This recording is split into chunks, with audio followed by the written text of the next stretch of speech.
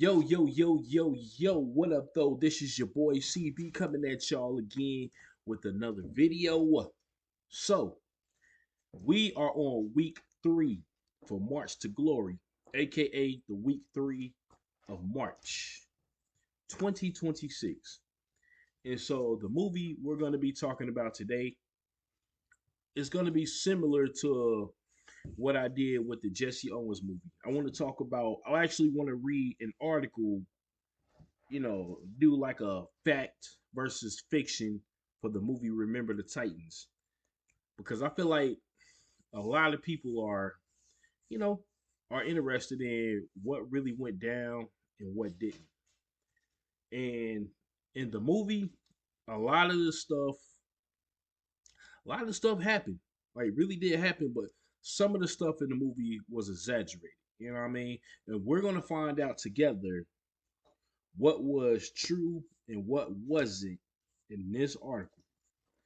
So, without further ado, let's get to it. Oh, and this one's kind of a long one, lengthy one as well. So, get yourself some popcorn, some drinks, go take a piss, take a crap, do what you got to do.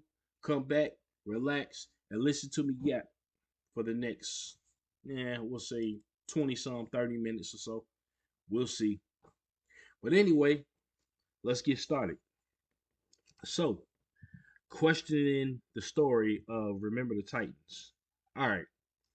So here's the first part of the article here.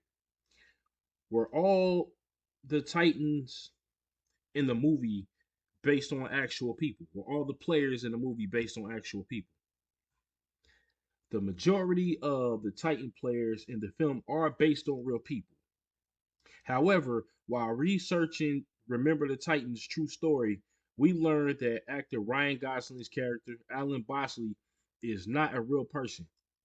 The movie shows Alan giving up his spot to Petey, Donald Faison, during a game. This scene was added to emphasize the selfishness of the players. Ray Buds, Burgess Jenkins is also a fictionalized character. Yeah, because Ray was kind of an asshole in this movie. You know what I'm saying? He was not a team player at all. The film depicts a bigoted Ray being kicked off the team by Captain Gary Bertier. This never actually happened. Former Titan players have stated that this type of player would have been kicked off the team during training camp before the season even started. 71 Titans website. All right, so we know so far that two of the players on the team were not real people. So let's keep going. In real life, did Coach Hermon Boone integrate the buses before leaving for a football camp? Yes, this really happened. I forced them on each other, Herman Boone said. I forced them to learn each other's culture. I forced them to be a part of each other's lives. ESPN.com. So, I mean, hey, and I'm gonna say this right here. Um, Coach Boone, like what you seen depicted in the movie by Denzel Washington, they say, he was a little aggressive with his players. You know what I'm saying? I mean, what you saw in the movie, I'm sure that's most of that's pretty accurate, but according to, what I've researched in the past about him, they said he was worse than that, but I don't know. You know what I mean? I wasn't there. So, did the 1971 TC Williams Titans really go to camp of Gettysburg College? Yes, this part of the film is true. The team spent the week at Gettysburg College where they practiced up to 3 times a day as depicted in the movie Remember the Titans. ESPN.com. So, yep, I guess they were really there. But what I'm interested in is all the drama that went down while they were there, while they were there. You know what I'm saying? I just want to know if some of that was exaggerated or, was a lot of it for real. You know what I mean? Because again, what I've read in the past, there wasn't really too much racism on the team like you saw in the movie. You know what I mean? It was mostly the older folks, like the adults and things like that. But yeah, we'll see as we keep reading. I could be wrong though, you know what I'm saying? Because when I was researching, this movie in the past and other things like that, it's just several different like articles that you read. So this one right here, hey, it could be, truthful. But for what I'm reading so far, it's lining up to what, I saw in the past or I studied in the past. But anyway, was the racial tension at training camp depicted accurately in the film? No. Coach Boone, Coach Yost, and many players have said that there was tension at camp, but it but it existed. It existed primarily because of competition for positions on the team. That makes sense. I wanted to make the team, Ronnie Bass says in the interview. I think that's where most of the kids' minds were. We were just trying to play football. In the 2000s USA Today article, Remember the Titans screenwriter Gregory Allen Howard rejects the current position of the players. Yeah, right, Howard says. Who wants to say I hated black people? Who wants to say I hated white people? Who wants to say we hated each other? ESPN.com. Again, I wasn't there, so I don't know. You know what I mean? Because remember, when people are talking about the past, a lot of times, they want to try to make things or try to clean things up. You know what I mean? So maybe they did hate each other. Maybe they didn't. You know what I mean? They were there, so they know. But anyway, did Herman Boone really wake up the team at 3 a.m. and make them run to the Gettysburg Cemetery? No, this did not happen. The team did tour the battlefields on the Sunday. They were at camp. The guy did most of the talking though, not Herman Boone. This isn't to say that Coach Boone never gave motivational speeches to his team. In fact, he delivered many speeches to inspire them. Often, his speeches were not about the importance of winning, but about the importance of playing your best. 71 Titans website. Hmm. I mean, I'm with that. You know what I'm saying? Because if you just sit there and preach to your people about winning, winning, winning, winning, eventually that's going to make them dislike you. You know what I'm saying? So you have to come at them on all sides, you know what I'm saying, from different angles with different things. You know what I mean? If that makes sense to y'all. Anyway, moving on. In the movie, Coach Boone tells his team that 50,000 men died during the Battle of Gettysburg. Is this true? Not exactly. There were approximately 50,000 casualties killed slash wounded slash missing at the battlefield at the Battle of Gettysburg. The actual number who lost their lives was much lower. IMDb. Man, yo, this is actually a great article so far. You know what I'm saying? Because it's getting straight to it, and it's very comprehensive, and it's not wasting no time telling us whether this is like several different like articles or whatever because it's not coming from the same source, but yo, I'm actually enjoying the differences between the movie and real life here because I never read this one. So all right. Did Gary Bertier and Julius Campbell become best friends in real life? As we looked into the question, how accurate is Remember the Titans? We discovered that they were friends, but their relationship was not such a pivotal example of integration like it is in the movie. Gary and Julius were friends just like many other players were friends. Theirs was not only the new friendship. Okay, 71 Titans website.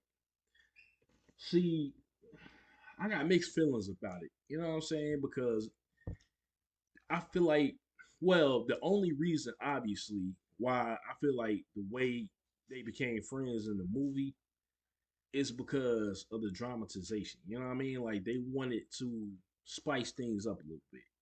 You know what I mean? Which they did a good job on because it took them a minute to to get cool or whatever.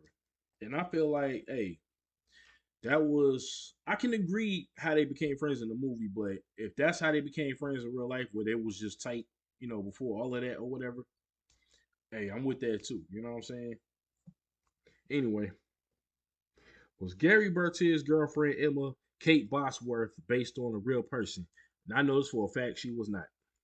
No, the character Emma Hoyt, Kate Bosworth, is purely fictional. She was created to demonstrate some of the negative traits and beliefs instilled in the youth of that time. 71 Titans website. Yep.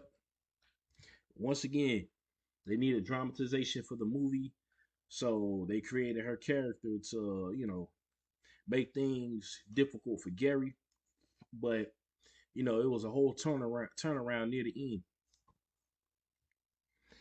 Did Ronnie Sunshine Bass really kiss Gary Bertier on the lips? Come on now. We all know that's false. No. In the movie, Sunshine Kip Pardue jokingly kisses Gary Bertier, Ryan Hurst, on the lips. This did not happen in real life. The film also implies that Ronnie Sunshine Bass might possibly be gay.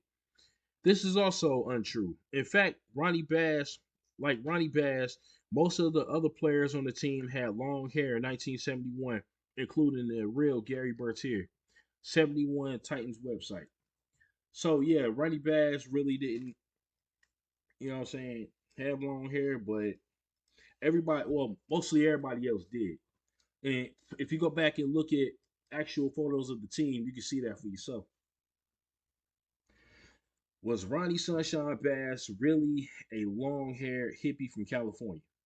During our investigation into the Remember the Titans true story, we confirmed that Titan quarterback Ronnie Bass did come from California, but portraying him as a long haired hippie is a bit of an exaggeration. I was never quite like that, Bass told the Greenville News. But that's Hollywood. I'll say for the record, my hair was never that long. Also, for the record, Ron never did Tai Chi outside the school. Yep, another thing made up for the movie. Anyways, moving on. Did protesters stand outside of T.C. Williams on the first day of school? Unlike what is seen in the movie, there were no protesters outside of the high school on the first day. Nearby George Washington Junior High School did have some fights and a rock throwing incident. God damn. Now that I didn't know. 71 Titans website. I just feel like, yo, honestly, man, people got their ulterior motives, and there was an ulterior motive, in my opinion, for integrating the schools. You know what I'm saying? But shit, throwing rocks. Nah, you don't see that anywhere in the movie. But damn, this is a PG rated movie, so a lot of the stuff that happened in real life would not be depicted in the movie because of it, and it was made by Disney, so definitely not. Moving on. Was the racial tension in the community depicted accurately in the film? No. Although racial tensions did exist in Alexandria, Virginia in 1971, it was significantly, I can't even talk, embellished for the film.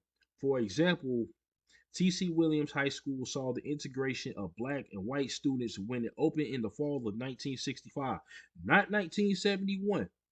Former students state that many of the racial barriers had been broken down by 1971, when the federal pressure resulted in the consolidation of three high schools, one of which was T.C. Williams. In an interview with the Greenville News, the real Ronnie Sunshine Bass said they they had a community divided down black and white, and it really wasn't like that in 1971 at Alexandria.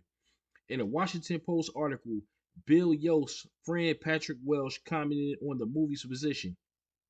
My friend Bill Yost told me Disney had taken liberties with the facts, suggesting an overheated atmosphere of racial animosities and fears at the school and in the community that just didn't exist. That just hadn't existed. Yet it was clear that the Titans championship run did help the community to further come together. Okay. So yeah, in the movie, I believe they depicted two schools coming together, but in real life, it was actually three. So yeah, man. Before the first game, Herman Boone, Denzel Washington tells his players like all the other schools in this conference, they're all white. They don't have to worry about race. We do. In reality, all of the other schools that the Titans faced during the 1971 season were integrated schools. So again, they did that for the dramatization and for the stakes of the movie. Because remember, before they even played their first game, he was told that if he lost a single game, they was going to fire him and turn the head coaching position back over to Yost. Moving on. Herman coach? Did Coach Hermon Boone really toss a banana at rival coach Tyrell at the end of the game? No. This scene was fictionalized for the movie, as was Coach Tyrell, Brett Rice. Damn. Did a plot really exist with the referees to ensure that the Titans will lose a game? No. In the movie Remember the Titans, we see Coach Yost, Will Patton, confront a crooked referee telling him to call the game fairly or else he'll expose the whole plot to make the Titans lose the game, resulting in the firing of Coach Boone. Coach Yost also tells the ref that he'll personally see to it that the ref never works again. This incident never really happened. The real Coach Hermon Boone referred to it in the DVD commentary by saying, "We got our share of bad calls, and I'm not sure to this day that some of it was not racism," Boone says, "but it was not as overt as it appears in the film." Yeah, I can believe that because that'd be stupid, man. Like my thing is, y'all really wanted this guy going so bad that you was going to pull some crooked ish, what I'm saying, out of your back pocket just to make that happen. Y'all was willing to sacrifice these boys' victory just so you could satisfy yourselves. Like, I mean, and it didn't happen. You know what I'm saying? That'd be stupid if it did, though. But hey, moving on. Is the part of the movie about Coach Bill Yost not making the Virginia High School Hall of Fame true? One, I can tell you this for a fact. One, there was no Hall of Fame back then, so you already know, but I'm gonna read it anyway. No, there was no Virginia High School Hall of Fame in 1971, although it does exist today. Was Coach Yo's daughter Cheryl really a football fanatic like she was portrayed in the film? Cheryl wasn't as deeply intense about football as the film depicts. She was not quite the football fanatic they show here, says Father Bill Yost, but she was at all the ball games, watched them, and was always the first on the field after the ball game. Remember the Titans DVD commentary. Did Coach Yo's daughter Cheryl really go over to Coach Boone's house to play with his daughter? No. In the movie, we see Bill Yost take his daughter Cheryl Yost to Herman Boone's house to play with the Boone's daughter. Cheryl ends up watching the films with Boone instead. In reality, this never happened. Boone said the following on the Remember the Titans DVD commentary. Cheryl never visited my home. I wish she had spent any time with my children. Unfortunately, that didn't happen. In real life, was Cheryl Yost really an only child who lived with her father? So this right here, I believe Bill Yost had multiple daughters. Not sure how many though, but I know she wasn't the only one. But let's read. No, unlike in the film, the real Cheryl Yost had three sisters, and she lived where the mother, Bill Yost, did convey to producer Jerry Bruckheimer that he wasn't happy about this. I said I had four daughters. I don't like to look like I only have one daughter, says Yost of his conversation with Bruckheimer. Cheryl's three sisters, however, were okay with the storyline, which was a part of the reason it made it into the film. ESPN.com. In 1996, the real Cheryl Yost passed away from a heart condition that had gone undetected for years. She was not alive when the movie was made. Man, that's scary, man. Rest in peace to her, though. For real. Did the racial incident in the restaurant actually happen? No. In the film, we see Petey Jones, Donald Faison, and Ronnie Bass, Kip Pardue enter a restaurant where they are refused service. As reported on the 71 Titans website, this did not actually happen, even though the attitudes portrayed by the restaurant may have been similar to existing establishments. In the United States at the time, this scene was a fictional device created to help emphasize the racial tensions in the movie storyline. I can believe that.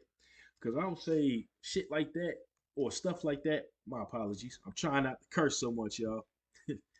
But anyway, I feel like things like that happened in the mid '60s, even up to the late '60s. But jumping into the '70s, I mean, it was possible. You know what I'm saying? People were still doing that stupid crap, but hey, at least this didn't happen. You know what I'm saying? But anyway, moving on. Did someone really throw a brick through Coach Hermon Boone's window? I'm gonna tell y'all now. So no, nobody threw a brick through his window. It was actually a whole toilet, which is crazy. But let's read. No, it was actually much worse than a brick. It was a toilet commode. Boone spoke about this during the Remember the Titans DVD commentary. There wasn't a brick thrown through my window, Herman Boone says. It was something far more devastating to any human being than a brick could be. I guess Disney, being the family movie production company that it is, felt that to depict the toilet stool coming through your window was a bit much. I've never gotten over the incident I never gotten over that incident that particular night because I could never understand how anyone could feel so bad about another human being as to throw a toilet commode through a window. I can't even, man. I'm just like, yo, seriously, y'all really gonna sit here and be that pissed off where first of all, where the hell did the damn toilet come from? You know what I mean? Like that's crazy, bro. Like for real. But anyway, moving on. After his house was vandalized, did Herman Boone really get his gun? No, the real Herman Boone did not own the gun. ESPN.com. Damn. I mean, living in those times, I'm sure it would have been good to have one. You know what I'm saying? Like, just in case. But anyway, because it's like living in those times, yo, you got to watch yourself, man. You know what I mean? And I'm not condoning, anybody getting popped, but hey, I mean, certain situations will cause you to do something. You got to get busy. You know what I'm saying? But again, I'm not condoning any violence or nothing like that. I'm just saying. But anyway, moving on. Did the TC Williams Titans ever dance on the field during the warm ups like in the movie? I already know the answer to that. They didn't. But let's read. No, the Titans never did a song and dance routine on the film during the warm ups. I think they did. I think they did recite, the words though, but they just wasn't dancing. But I could be wrong on that too. I'm not sure. I think so. Were the Titans often the underdogs as the film implies? Hell no, they was not. That I also know for a fact. They were not. No, in fact, by the end of the 1971 season, including playoffs, the TC Williams Titans were 13-0, ranked second in the nation. They dominated almost every game they played, shutting out their opponents in 9 of their 13 games and outscoring them by a margin of 338 to 38. The championship game was a blowout as well. Unlike what we seen in the film, the below is the Titans 1971 schedule showing the scores of each game. That's crazy, bro. Like Jesus. Yeah, these guys wasn't no joke, man. Like for real. Like you got Herndon, right? 19-0. Yorktown 25-0. Hayfield 26-7. Jefferson 25-0. 21-16 Marshall. Groveton 29-0. Madison 34-0. WNL 34-0. Wakefield 27-0. And Ireland 26-8. Playoffs. Annandale 28-0. Woodrow Wilson, 36-14, and Andrew Lewis, 27-0. There's no way in hell they're underdogs, Joe, at all. That particular year, you know what I'm saying? Was Gary Bertier really paralyzed in a car accident before the championship game? No, I believe that I could say, but I'm gonna read. We're gonna read anyway, but I believe no, his accident happened after the championship game. But let's read. In real life, Gary Bertier was paralyzed in a car accident, but it happened after the season ended. So I was right. After the Titans had already played the championship game on December 11th, 1971. Gary was coming home from the T.C. Williams High School football banquet where he had been honored with the Most Valued Defense Player award. After stopping at a local fast food restaurant and dropping off some friends, Gary continued home in his mother's new Camaro. Only 6 blocks away from his house, the car went out of control, striking both a fire hydrant and a flashing school sign, the latter of which sent the car tearing off the road into a ditch. GaryBertier.com. It was later determined that the accident had been caused by a mechanical failure in the motor mount of the Camaro's engine. 71 Titans website. Damn. All right, moving on. Did Gary really tell the nurse, Julius is my brother? Don't you see the family resemblance so that Julius could stay and visit him in the intensive care? As stated on the 71 Titans website, many of the players were stopped by the nurses at the desk on the floor of the intensive care unit. They all replied that they were immediate family, not just Julius Campbell. How good of a football player was Gary Bertier? As a nationally ranked defense player, Gary Bertier was Alexandria's first high school All-American football player. Following the 1971 season, he received accolades which included first team, all region, all state, and all American honors, as well as being named the Alexandria Sportsman's Club Football Player of the Year. He had been approached by elite college football powerhouses such as Notre Dame and Alabama.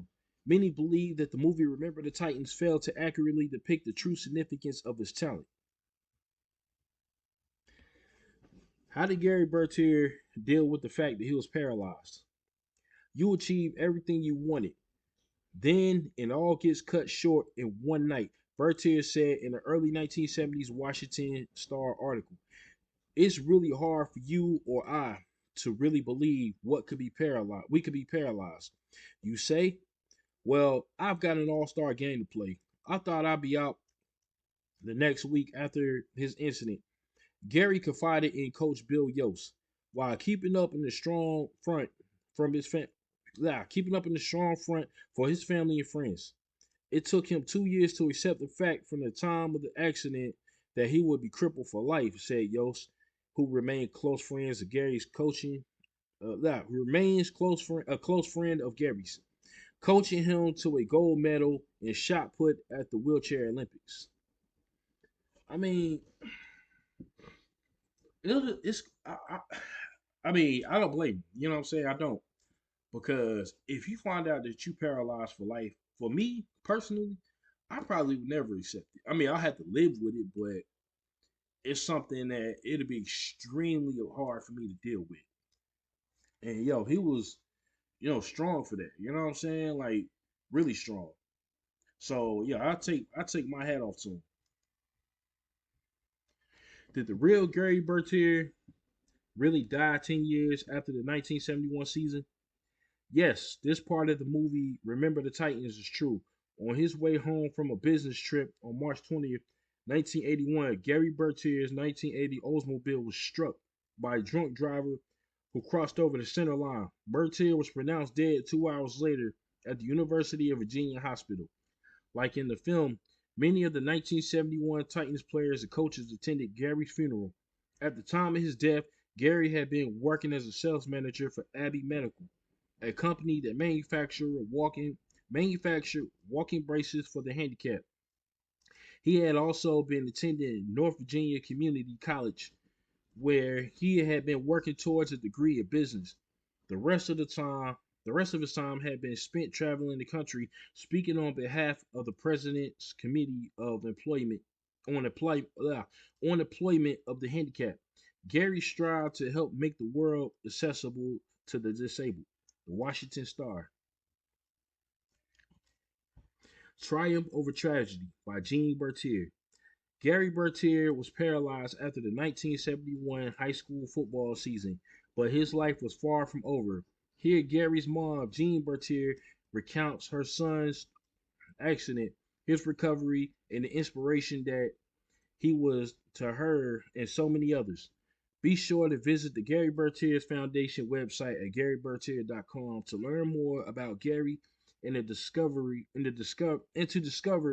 how you can contribute to spinal cord research injury research. And that's pretty much it. Hey, rest in peace to Gary Bertier, man. And like I said, this was a great film. This is probably one of the more popular sports movies out there. You know what I mean? And this is probably my favorite one, to be honest with you. Like, it's. I remember the first time I seen this movie. It was back in two. I'm trying to remember because we actually went to a $2 movie to see it.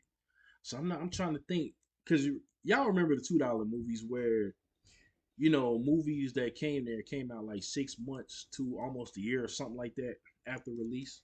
But yeah, that was the first time I seen it. My mother had took me to see it around that time. I was about 13. So yeah, man. Great film, man. If you haven't seen this movie, I don't know what I don't know where the hell you been. You know what I'm saying? If you're in my generation, where have you been, man? This movie is legendary. So check it out. Make sure y'all check it out. And if I got to give this movie a score, I would definitely give Remember the Titans a 9 out of 10. You know what I'm saying? The acting was phenomenal. Phenomenal. The acting was phenomenal. I don't know what the hell phenomenal. The acting was great. You know what I'm saying? It had top notch names in it. You know what I mean? Especially Denzel's character, man. He's a legend. Um, let's see here. But yeah, man, that's again, this movie took a lot of liberties to the actual story, but I feel like it was good enough for what it was. You know what I mean? To make it a legendary film. So I know I sound like a broken record, but make sure y'all check this movie out if you haven't seen it. Get back with me. Let me know what you think. And I will be back with y'all next week. We got one more movie for March to Glory, and that movie will be Red Belt. So stay tuned for that, and I will talk to y'all later. All right? Peace.